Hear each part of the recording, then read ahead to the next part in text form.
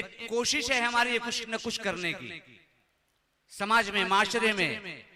बस एक ये हमारे एक अहद है कि भाषा, प्रांत, जातिवाद, ये सारी चीजें हमारी पार्टी के अंदर नहीं है, पक्ष के अंदर नहीं है। हमारी ये कोशिश है इंशाअल्लाह कि आइंदा हो भी नहीं। चूंकि कुछ कुदरत की तरफ से एक सिलसिला होता है, उस सिलसिले में सिर्फ मैं यही कहूंगा कि सरहदे शहादत पे मेरा नाम लिखा था,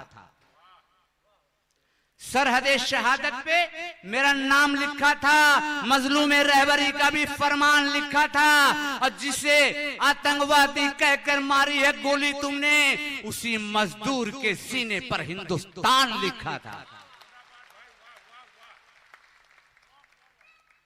जबकि हम वकालत करते हैं, जब वक्त आता है, जब समय मिलता है, हुब्बुल वतनी की मिसाल देना है, देशभक्ति की मिसाल देनी है, हर वक्त पे एक मखसूस माशरा है हिंदुस्तान का, जिसे ही कुर्बानी देनी पड़ती है, जिसे वो देना पड़ता है।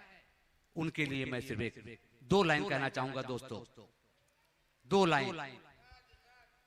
मादरे हिंद तेरी मिट्टी की कसम खाते हैं, मादरे हिंद तेरी मिट्टी की कसम खाते हैं, तेरी अजमत पे कभी आंच नहीं आने देंगे।